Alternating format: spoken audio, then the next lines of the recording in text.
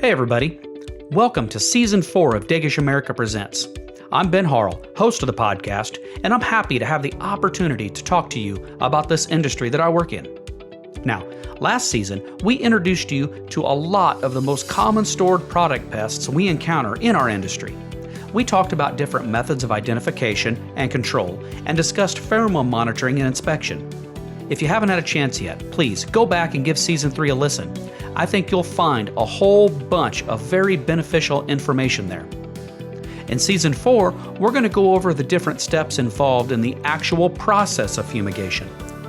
We'll cover everything from inspecting and bidding the job, prepping the facility, introducing the fumigant, and finally, aeration and deactivation of the fumigant. Now to start, let's dive into some of the preparation and planning that goes into a fumigation, including the types of fumigants available, how to inspect a facility with fumigation in mind, and then a little bit on the bidding process.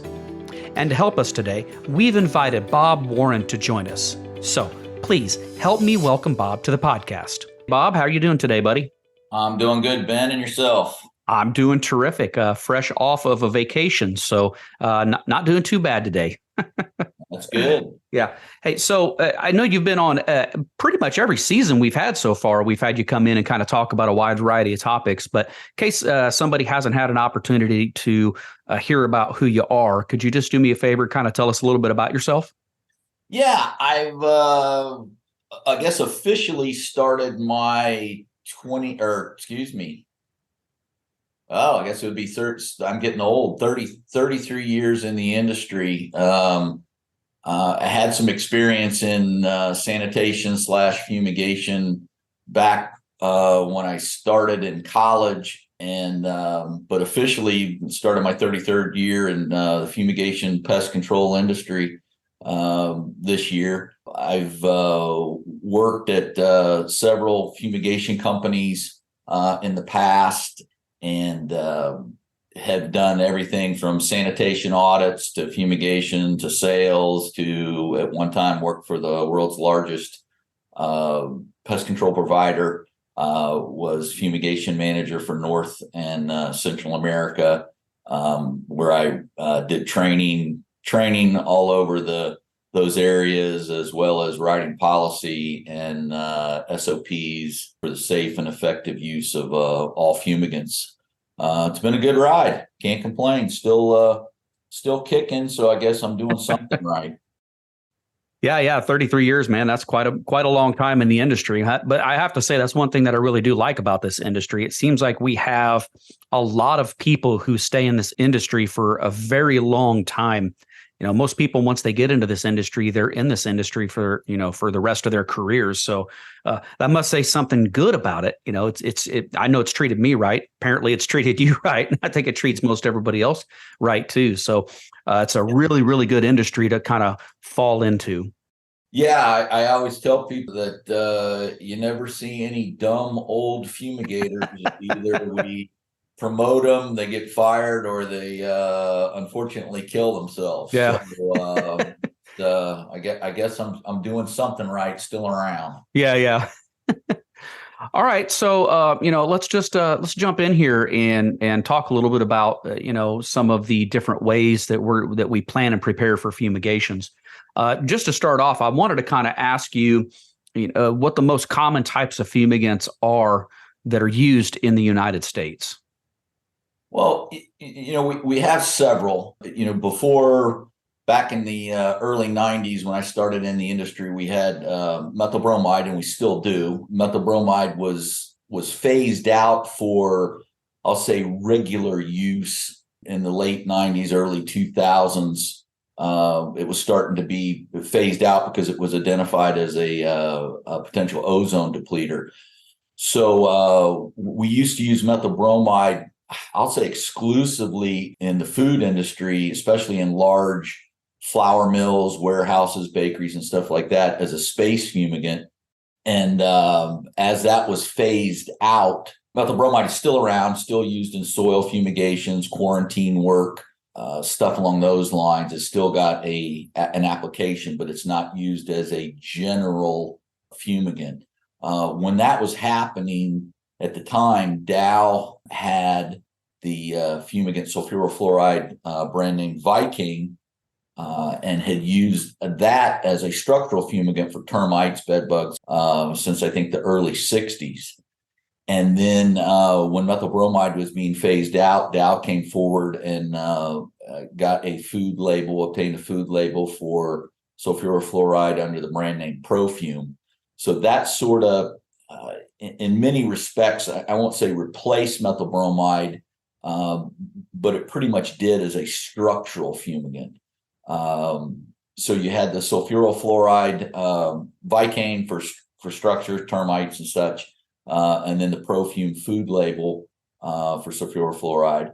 And then you've had solid fumigants, phosphine, aluminum and magnesium phosphide for many, many years as a commodity and in some respects a space fumigant. And then Solvay came forward with cylinderized phosphine, and you've got Eco2, which is 2% phosphine and 98% CO2. And also you have Vapor Phos, which is 100% phosphine. That takes a special piece of equipment to apply it, because at 18,000 ppm, phosphine will spontaneously ignite. So you have to have a special piece of equipment to dispense the Vapor Phos.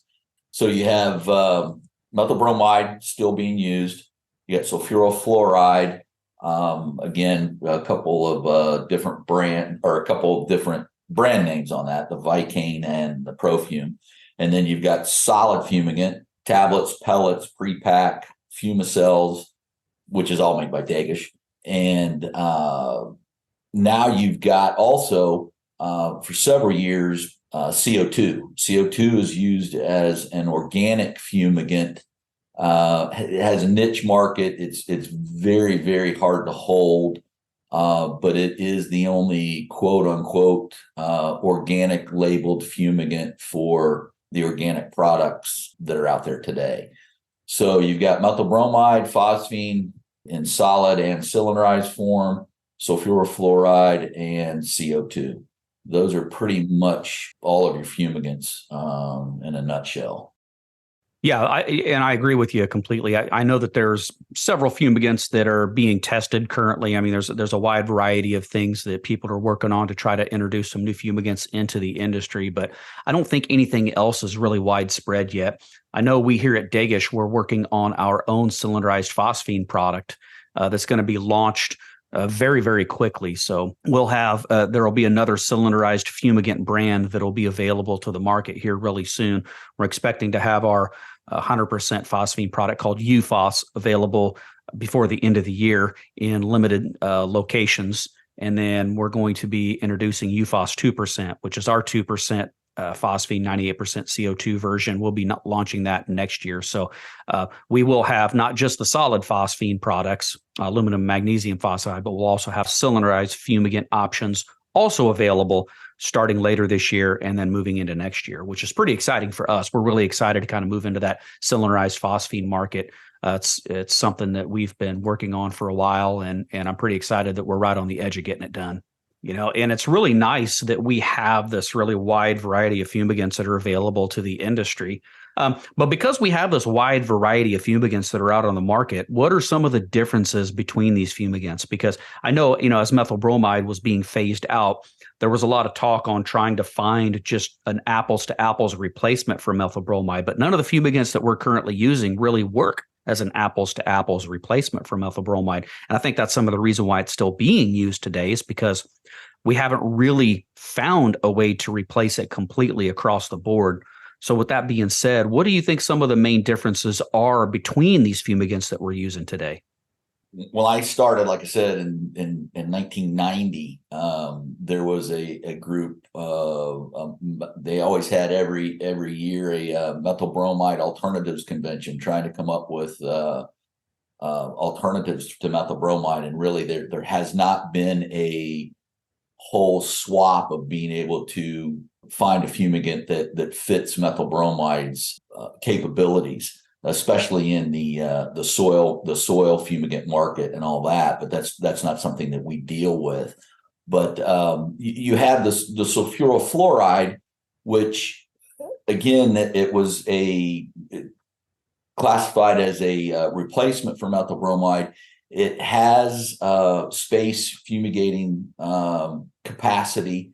Dow at the time had sold it and marketed it as a precision fumigant, where in the old days for methylbromide, we would shoot a facility at a pound and a half per 1,000 cubic feet, make sure we had a good seal on it, and it didn't matter anything roughly over 70 degrees. If you held your concentration, you were going to kill all stages. With the sulfurofluoride, it was more, again, they marketed it as a precision fumigant. So it was your dosage was based on insect type as well as temperature. So if you were at 70 degrees trying to kill red and confused flower beetles, let's say you might use 5,000 pounds. If you were at 80 degrees, you would be able to reduce that and maybe use 4,000 pounds. And of course, this is, I'm just using that as comparison. That's not really the numbers, but so you could adjust it. You could adjust your fumigation on dosage based on your insect as well as your temperature range and your time constraints. So sulfurofluoride offered that, I'll say, alternative to methylbromide. It was more expensive than methylbromide. Methylbromide had been around for so long, it was really cheap. And it moved into being used for a space fumigant as well as a commodity fumigant. The limits on sulfurofluoride were that not all food products were on the label. So that initially created a problem for the industry because they were like, well, with methylbromide, we pretty much could fumigate all food products. There was a few things that you couldn't, but so with sulfurofluoride, it had somewhat of a limited label. However, the work around that was you could expose some food commodities as incidental contact or incidental fumigation. Right. With that being said, what that was, for people that don't know, was, let's say that I had a customer call and I say, I got a truckload of cookies that I need to fumigate. Well, I can't fumigate that truckload of cookies because cookies are not on the Profume label. So that limited, I would really probably have to use a phosphine product, whether it be solid or cylinderized. Now, if I had a warehouse that I'm fumigating and it happened to have some cookies in there, and the way the label reads is if it's not practical to remove those food products that are not on the label, they can be left in there and have incidental contact. So, like I said, if you had some cookies that were in a warehouse that were you're fumigating, say, a bunch of rice and everything like that as well, you could leave those in there. You just couldn't specifically target a food commodity that was not on the label. So right. that was the workaround for sulfurofluoride. A lot of fumigation companies, and one of the fumigation companies that I had worked for in the past, were adamant about removing anything out of that fumigated space that was not on the label. They would not fumigate a facility if it had anything in there that was not on the label. They did not abide by or believe in that incidental contact. I think as time has changed, all the fumigation companies have realized that is it's on the label. The incidental contact is on the label. So they've pretty much moved away from forcing customers to pull stuff out. And then you got your phosphine products. The drawback to phosphine, whether it's cylinderized or solid, for a space fumigation, is that phosphine can be corrosive to precious metals. So if you've got a lot of computers or telephone systems or electric motors or anything like that, say in a food plant, it's not really practical to fumigate that space with phosphine. Now, can it be done? Yes, it has been done many times through the years. A lot of factors come into play on that as far as corrosiveness. It depends on the humidity, temperature, exposure time along those lines. But typically, most places will not fumigate a space with equipment in it using phosphine. Now, phosphine is used in storage, storage bins, silos, flour bins, rail cars, box cars, truck trailers, anything along those lines that have commodities and everything. So that's not an issue. So you've got the phosphine. Phosphine is typically, I always tell people, phosphine is typically used for commodity fumigation, meaning that you've got a structure that's holding that commodity and doesn't have a lot of wiring or equipment or anything along those lines.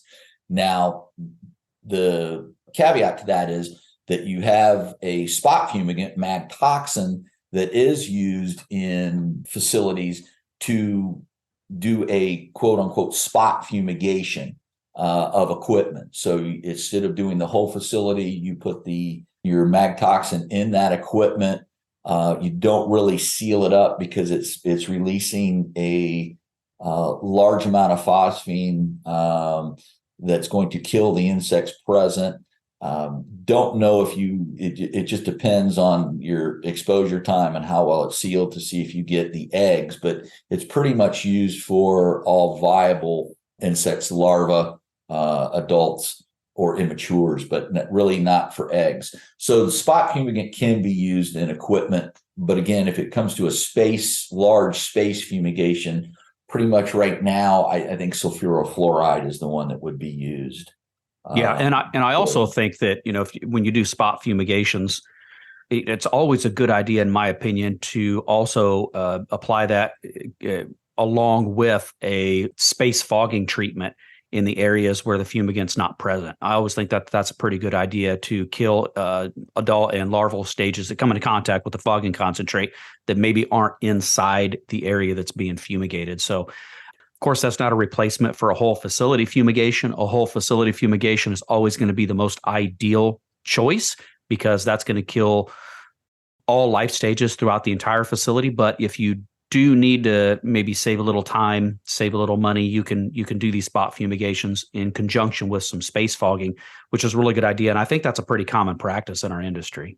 Yeah, and I agree. The space fogging agent of choice, at least in my eyes, would be a Vapona product, a DDVP.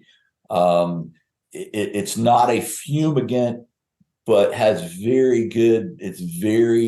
moves relatively easy through a facility. You don't get any penetrating qualities, but higher vapor pressure. It moves around quite a bit. And we'll get all active stages. I think that done with a spot fumigation is the best thing that you can do if you cannot do a full-fledged, full space fumigation. But again, you're not touching any of the eggs or getting any penetrating qualities from that DDVP product. Right. But that's the way to go, and that's the way that I always would tell my customers, that's what you need to do to get the best bang for the buck.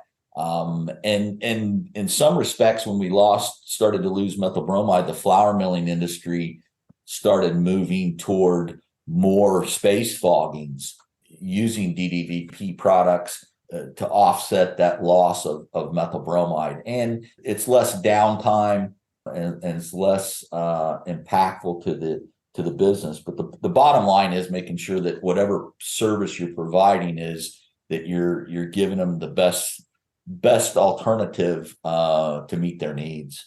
Yeah, and the nice thing about the wide variety of fumigants that we have is that that there is a wide variety, and they all kind of have their pros and their cons, and they all have their niches that they work very well in. And that's another reason why it's so important that we keep all of these different fumigant molecules alive and well in the industry, because having that variety helps us a lot. I know methyl bromide was kind of a one and done back in the day, but with it going away, it's so important that we keep this variety of fumigants on the market. Now I'm going to change gears a little bit here and we'll start talking about some of the things that we need to do to prepare to use some of these fumigants in different environments, which initially we start with an inspection. Usually, we go in, we talk to the customer or the facility or property manager, whatever the case is. We start having a discussion with them about what their needs are. And then we follow that up with an inspection to determine that they have an insect infestation. We make a choice on what we want to do, but we also have to inspect the facility, not just to prove that a fumigation is needed, but also we have to inspect to prepare for a fumigation. It's kind of two different things to look for in that. When you're inspecting for insects, you're going to be looking at the facility different than when you're inspecting it to prepare it for a fumigation. So when you're inspecting to prepare for a fumigation, what are some of the things that we should be looking for? Well, along those lines too, when I go in to see a customer, a potential customer, you want to make sure that they might think that they need a quote unquote fumigation, and they might not at all. They might have an area that has a problem, let's say, that's limited to a certain section of the warehouse or whatever. They could potentially pull that product out of the facility and put it into a trailer and fumigate it. And then at the same time do a space fogging that we talked about. So going in initially, you want to make sure that you're going in and assessing the whole big picture. Again, the customer might say, "Yeah, I want to fumigate." Well, you want to give them all the options that are available, and a full-fledged general, we call it general fumigation, might not be in place. But if it is, if when you're going in there and looking at that facility, you need to make sure that first of all it is able to be fumigated, meaning can it be properly sealed to hold the fumigant safely and effectively. If it's in a area that most food plants and flour mills and all that usually have a large area that's under their control, and quote unquote neighbors aren't necessarily a problem, but you need to look to make sure that facility is viable to be able to hold the fumigant safely and effectively. Because if you've got a close by neighbor and the building is going to leak, fumigants are hard to hold on to.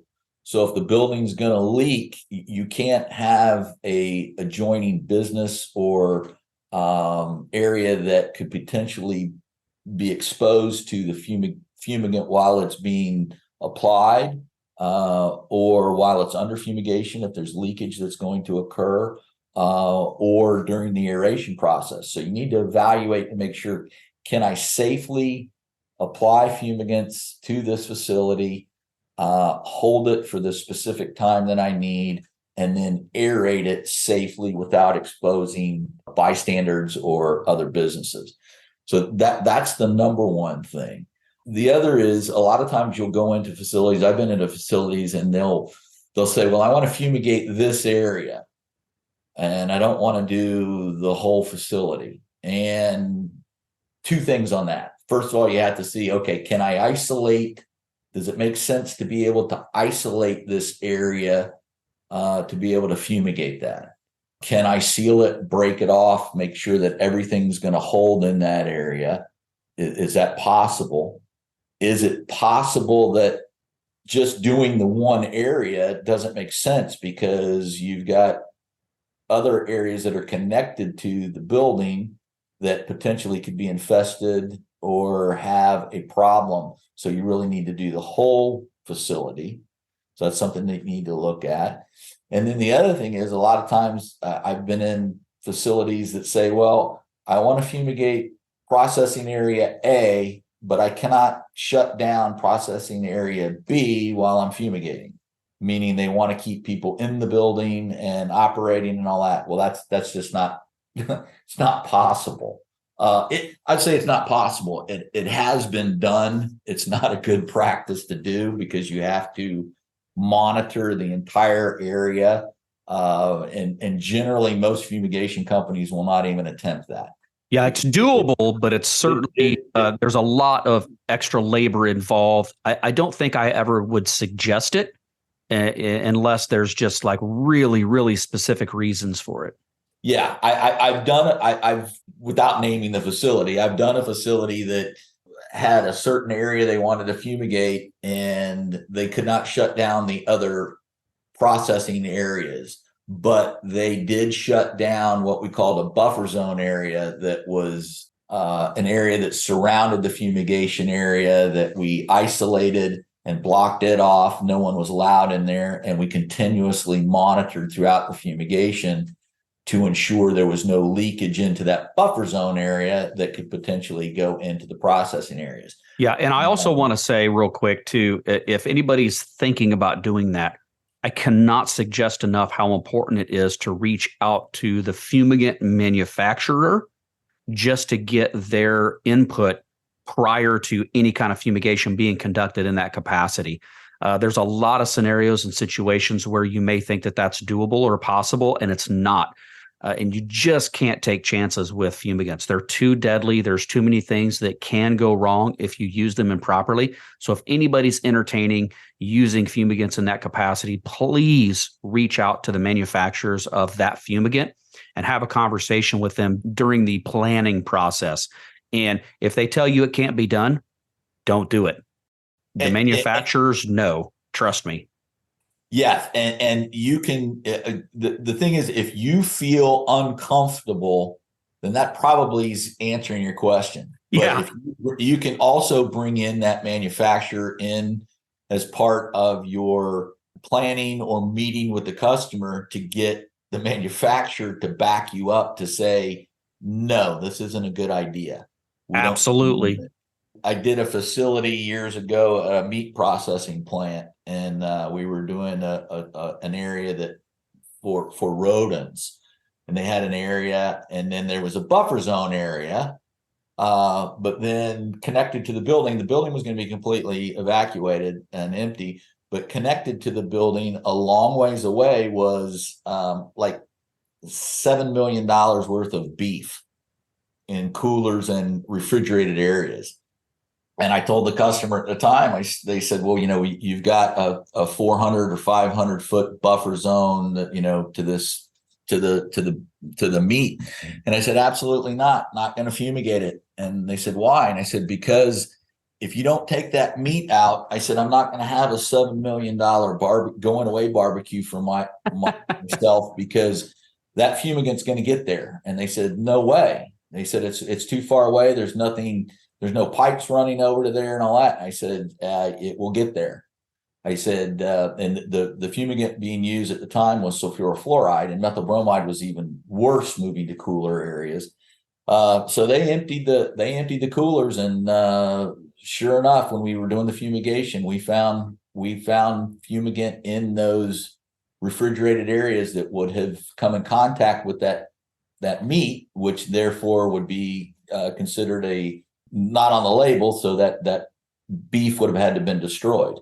So I'll put it this way: when you think that fumigant can't get there, you better really think.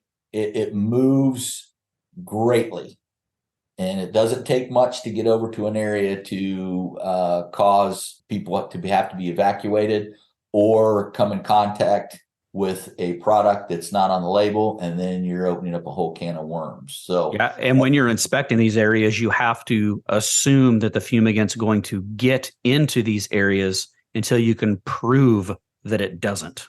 Correct. And the problem with cooler areas is once it gets into a freezer or refrigerated space, it's very difficult to get out. And then the problem is if you've got product in there that it should not have come in contact with, that's one thing. But when you go to aerate it, the way that you have to aerate it is to blow fresh air in, which is going to change the temperature of the space and could potentially spoil the product that was in there. So, like I said, the best plan is to not fumigate an occupied anywhere that has a shared occupied space. It's just it can be done, but I would highly recommend against it. Right. Yeah. So one other thing I wanted to ask you too is, we talk a lot in our industry about the things that we need to do to prepare for a fumigation as the fumigators, inspection, preparing the facility, tape and seal, things like that. But something that we don't talk a lot about are the things that the customer or the person responsible for the fumigated space, some of the things are that they need to do or that they should know about preparing their facility to be fumigated, because it's not all on the fumigator's responsibility to prepare the fumigation. Some of that responsibility lies with the person responsible for the location. So what are some of the things that they need to know about preparing their facility for fumigation?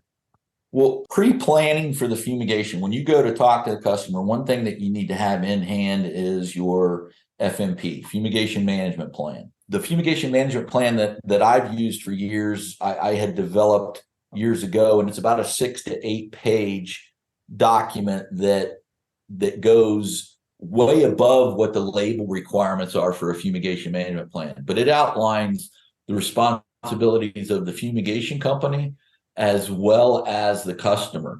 And that document you should have there so you can go line item by line item with the customer. Some of the things that they need to plan for is making sure that they have all the product that they need out of that facility. You don't want to start to fumigate a facility and then say, oh, I forgot, I need to get a truckload of XYZ out of the building. Too late. Once the fumigation starts, unless you aerate it and completely evacuate the fumigant, you're not going to be able to get in there. So you need to make sure that they've got everything out that they need out prior to the fumigation. They need to be, as part of that fumigation plan meeting that you're having with them, you should give them a label, and they should review, and you should point out anything and everything that needs to come out of that facility before the fumigation, such as medicinals, tobacco, cigarettes, stuff along those lines that are not on the label, that you cannot have quote unquote incidental contact with. There's items that you can't fumigate, so you need to remove them, which would include plants, obviously any pets. Really pet wise, you shouldn't have that in a food plant. But you'd be surprised at what you'll see sometimes. Yeah. You need to make sure that everything on the label that says it can't be fumigated is removed. Also, the customer needs to make plans for whether the fumigation company is going to provide it or the customer is going to provide it, having guard duty available to make sure that the facility is guarded during the fumigation and aeration time. The other thing is, and this is really your pre-planning, and when you're looking at the facility, making sure that all doors and potential entryways can be secured for improper entry. I did a food facility in Texas one time, and did a walk around, and I told the quality control manager, I said, you need to make sure that all your doors are lockable and all that. And they sort of scoffed at me, and they said, this is a food plant, Bob. All our doors have to be locked because it's for security reasons. I said, okay. So I went through and I found 3 doors that were not lockable. Yeah. That whether it was on the roof. Okay. Now, a lot of people think, well, how do you get onto the roof? Well, if there's ladders, which they had, ladders that access the roof, that door still needs to be lockable. Yep. Because somebody can get, if you can get into the facility by walking in, they have to be securable. You need to make sure that you have for your security, that you have restroom facilities available outside of the fumigated space, such as a portalette or porta-john, whatever you want to call it, because people cannot enter the facility whether the office space is fumigated or not. You can't enter a fumigated space to use the facilities. So that's just a few of the things you need to make sure that if you're doing a large facility, that you've marked all of the aeration devices that you're going to use, whether there's overhead vents or roof fans, that you know exactly what you can and cannot turn on to help aerate that, to remove the fumigant. You need to make sure that they have any dock doors, that, especially if you're doing a warehouse, if you've got 100 dock doors that you're going to have to seal, and you go to aerate, if you've got 100 dock doors blocked by trucks, that's not going to do you any good. You're going to have some of those doors open to allow fresh air to move in and out of the fumigated space. So all of this has to be communicated with the customer prior to release of the fumigant. They also need to, there's a whole long list of things, but these are some of the, probably, I won't say they're just the key ones, but some of the key ones. There's some of the key ones. It's not all inclusive. One of the things they need to make sure is that they've communicated with their staff, and including people that have been on vacation, that the facility will be treated on such and such a day. No one will be allowed on the property. Communicate with vendors to make sure that nobody's showing up to pick up a load. I can't tell you how many times I've had an outside cleaning crew show up. Oh, yeah. And, what are you doing? Well, we're the janitors. We're coming to clean the offices. No, you're not. Yep. And you have to be very careful, because a lot of these companies have keys and access to the facility. So it has to be communicated to everybody that the facility is going to be shut down for a period of time, and that no one will have access. I've had people show up. I'm sure you have too. I've had people show up, the manager show up, or the manager's assistant. Oh, I forgot something in my desk. Can I just hold my breath and run into my office? Yep. No, you can't. Yeah. So, that's just a few of the things that need to be communicated.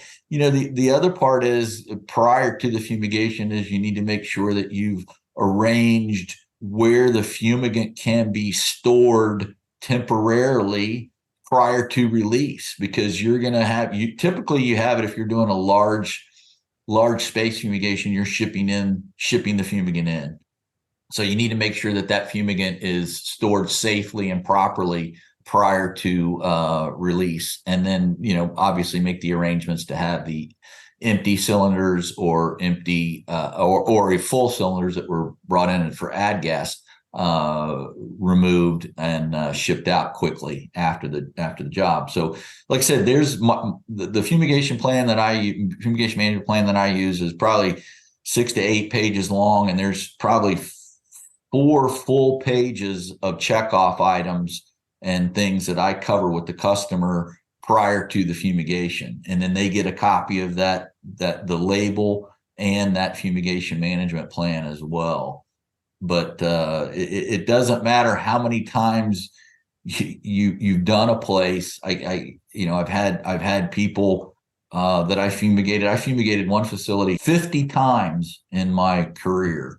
And still, every once in a while, somebody would show up and want in, or there would be equipment that was left on during the fumigation or prior to release of the gas that we had to track down, that was running, that could potentially exhaust fumigant out of the facility.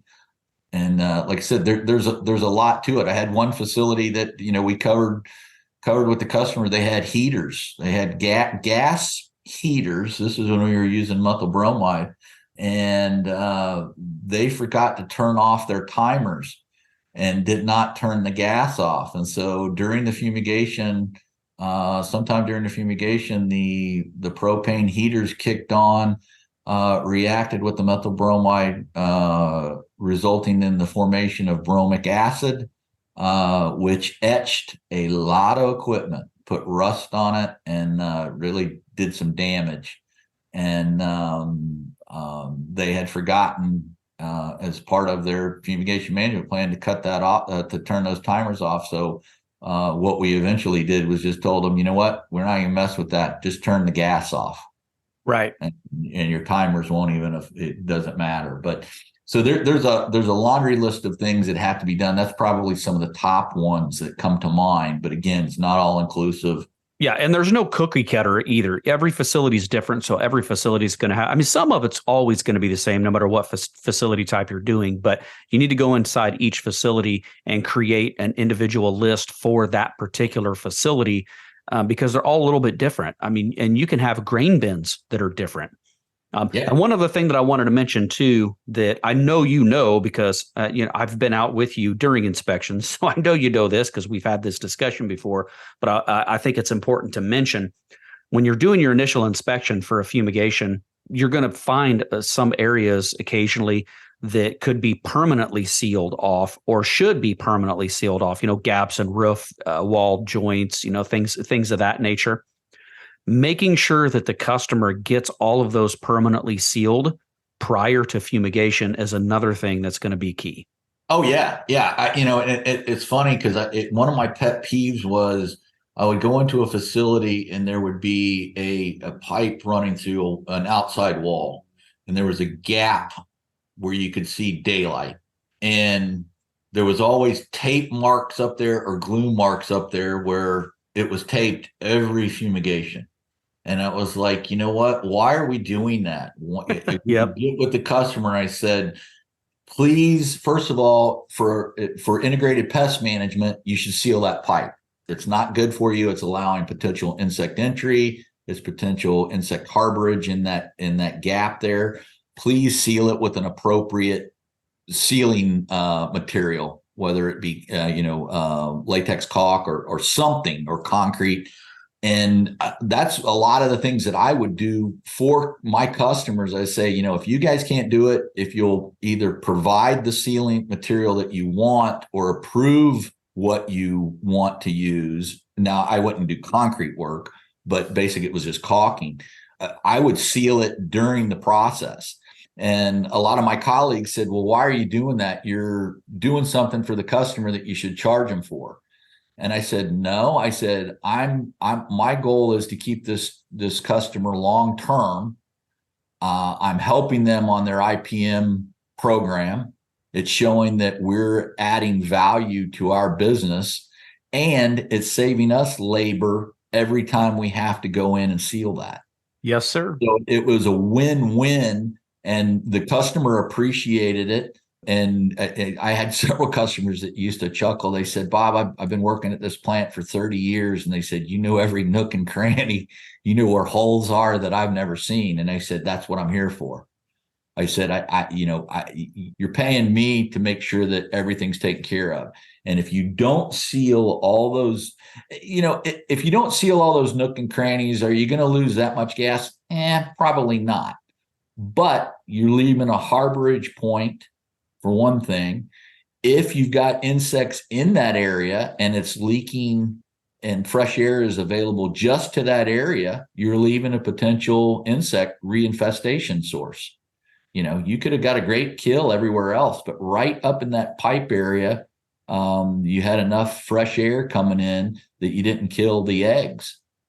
So there's your point to reinfest. So again, I think it's a win-win. If you seal up everything that you can, it's a one and done. But then no matter how many times you fumigate a facility, you have to walk that facility every single time to make sure that there's not a new piece of equipment, there's not a hole cut in the wall, there's not a new vent put in.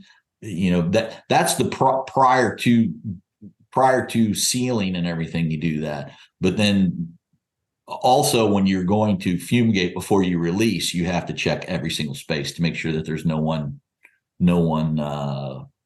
in the building. And one of our colleagues had told the story. I've never had it happen. But said he was walking a facility getting ready to fumigate it, and walked to a back section of a warehouse. And sure enough, on top of this pallet of product was a gentleman taking a nap. Yeah, yeah. And he would have taken a permanent nap if they hadn't walked through and found him. So walk in the facility prior to fumigation to make sure you've got everything sealed is one thing, but also as part of your fumigation management plan is walking the facility to make sure that everybody's out of the facility prior to fumigant release. Yeah. Yeah, it's so important. Well, hey, Bob, I only have one more question for you. And I always ask some kind of a version of this question every time that I talk to guests on the podcast. But this version has to do with kind of what we've been talking about today. What kind of advice would you give a new fumigator, somebody that's brand new on the job, about preparing for a fumigation? Well, I said this in my earlier podcast. I said, first of all, my advice is find another business. Why are you getting into this business? But I say that kiddingly because it's a great industry. It's, like I said, I've been in it 33 plus years and love it. But the good thing about this industry, it's a tight-knit industry. Unfortunately, we're losing a lot of our experts that are retiring or moving on. So we need to make sure that we're training the new fumigators coming in. And what I would say to someone that's coming in is to latch on to a fumigator that has been around for a long time with your company or in the industry. Watch and learn from them. But with that being said, just because they're doing it doesn't mean it's correct. Right. They could have been trained, by someone that wasn't doing something properly or whatever. They don't know that they're doing it improperly. The label is the law. That's the first thing. But make sure that you're looking at the big picture, making sure that everything is done safely and effectively and ethically to make sure that you're providing that best service. And don't be afraid to ask questions. Just because something's done a certain way doesn't mean that's the only way to do it. There might be a better alternative and nobody's seen it. But it might be the reason why it's done a certain way is the person can explain to you, well, we tried it this other way, and this is the best way because XYZ. Right. So just have your eyes open, learn as much as you can, but don't accept doing something as maybe necessarily that's the only way to do it, and it might not be the only way. It might not be the most effective way, and it might not be the safest way or the legal way. So again, try to look at everything from a big picture and learn as much as possible and ask questions. Yeah, and when in doubt, reach out to the manufacturer of the fumigant and read the label. Yep, the label is the law, and I cannot stress to you how many when I've been in training situations when I've talked to long-term fumigators and I say something and they go, well, that's not right. I said, yeah, it is.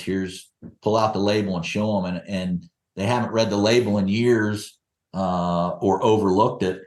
And sometimes you need to bring in the manufacturer. The manufacturer will give you the skinny on it and say, yep, this is the way it should be done. So, when in doubt, ask questions. Don't take chances. You don't get a second chance if you make a huge mistake.